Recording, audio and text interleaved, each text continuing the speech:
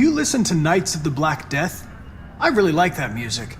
It's full of energy. These are the games that had us glued to our screens for the past 12 months. Welcome to WatchMojo.com, and today we'll be counting down our picks for the top 10 best video games of 2018.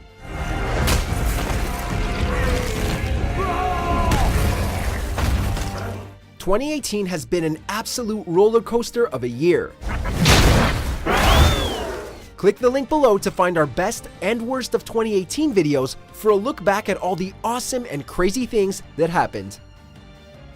For this list, we're looking at the absolute greatest titles released this year. While we couldn't fit all the games we wanted to, we think our list will stand the test of time. As is tradition, we will not be including any remakes, remasters, or enhanced ports of any kind. Also, we will not be including Fortnite as its Battle Royale mode was released in 2017. However, this time around, we're going to start out with the honorable mentions to get things going. Next time, I'll have a tale of my own to tell. It'll be bloody and agonizing, sure. But at least it'll be quick. Merc forces are contesting Alpha.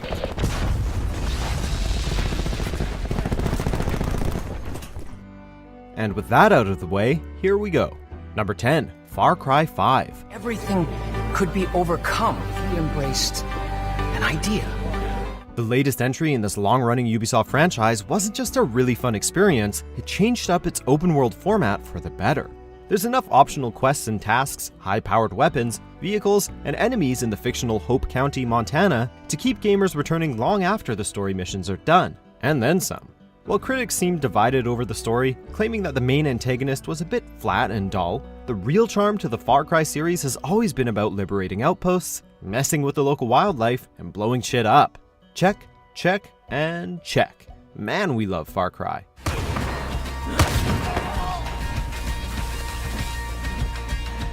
Number 9, Dead Cells.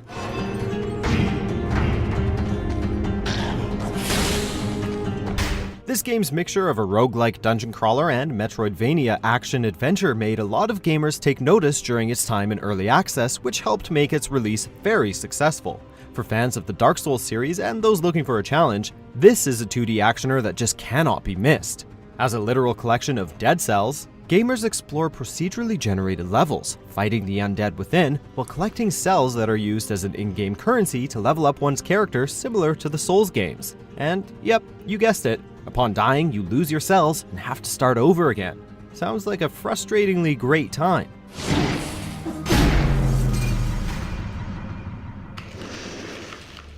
Number 8, Subnautica.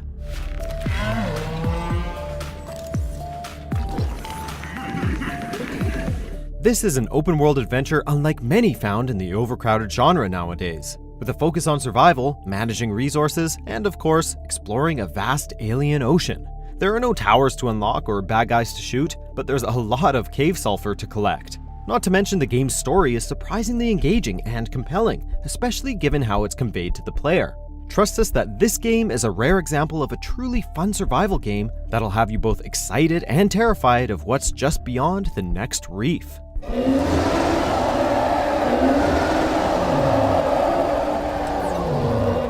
Number 7, Assassin's Creed Odyssey. Let us meet our fate, shall we? With the reboot of the Assassin's Creed series last year in Origins, the franchise took a leap forward in terms of gameplay and visual upgrades that fans of the series wanted for some time. Odyssey moves even more toward role-playing than its predecessor, and does it in a way that feels crucially important to the story and environments. Sure, some upgrades come by way of grinding, but the feeling we had building our versions of Alexios or Cassandra, and how that empowered us to move about this huge open world, was a unique highlight in 2018. Also, the game's fictional retelling of the Peloponnesian War, how cool was that? Day was a day the Persians will never forget. Number 6, Marvel's Spider-Man.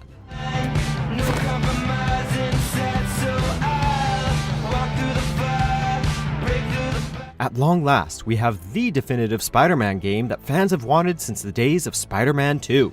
Swinging through the streets of New York City as Spidey has never felt better, and playing as Peter Parker was also surprisingly satisfying due to his relatable story, and addition of puzzles that greatly switches up the pace. Not only that, but the edge-of-your-seat boss battles provided some of the game's most climactic moments. Sure, the side activities could have been better, but with traversal and combat this good, it's the game that Spidey fans have been waiting for. Now, get out there and save the city! So, should we kiss now? Yeah, maybe later. Number 5, Monster Hunter World. To the A-list! And the commission! Cheers! Capcom's long-running monster hunting series finally came to current-gen platforms, and it was everything that its fans wanted. A deep, satisfying loop of chasing down grisly beasts, looting their corpses, upgrading gear and weapons, and then tracking down even nastier beasts. Rinse and repeat. No longer divided into regions or zones, this Monster Hunter is a fully open world that feels truly alive with all types of monsters within. But, as longtime fans know, success in this world still comes with a bit of a learning curve. The difficulty of jumping into the game for the first time has been scaled down for newcomers this time around, however. Even so, expect a challenge.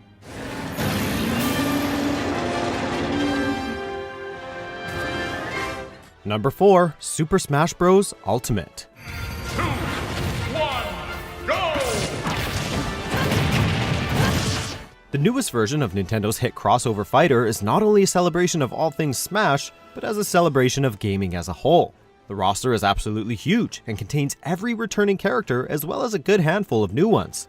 Returning home to this fighter feels great 4 years after the last game, and it feels even faster and more technical than before, making it great for competitive play. With the return of great single-player content though, this series is no longer just for competition and multiplayer, and we loved going mano-a-mano with a game to unlock more characters and neat items. All hail Smash Bros.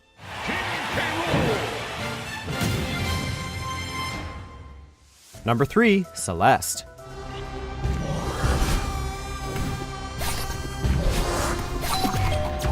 Who says graphics are everything? There's always plenty of room for super tight gameplay, fantastic soundtrack, and a deeply original story. And luckily, Celeste checks off all 3 boxes to become one of the best 2D platformers ever made. Madeline's struggle to climb Celeste Mountain, while dealing with her own anxiety issues and inner demons, is an emotional journey that we weren't expecting to be handled so incredibly well for such a tricky subject. Plus, the challenging yet well-designed stages really nail the game's themes of overcoming adversity. It's one thing to have a fantastic story and gameplay, it's another to have these elements complement each other so well. Thus, Celeste sets a new high bar for future indie games.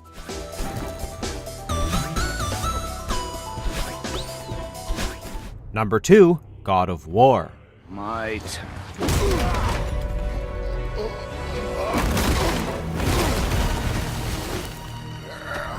Sony's reboot of the acclaimed God of War franchise was nothing short of miraculous. After all, it made us fall in love with Kratos after many years of making him a highly unlikable, angry character.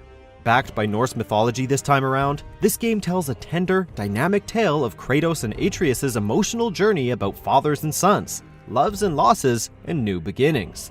All backed up by tighter combat and a jaw-dropping Norse world to uncover. And who didn't get overwhelmed with excitement when Kratos retrieved his iconic Blades of Chaos? This game wasn't just an epic adventure, it has us hungry for more. Now, bring on Thor. But I am your monster no longer. Number 1, Red Dead Redemption 2. Why ain't you never married?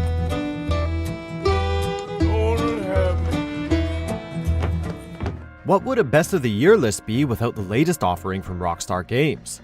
We don't know, nor would we care to find out. This game is everything that Grand Theft Auto isn't: slow-paced, realistic, and highly precise.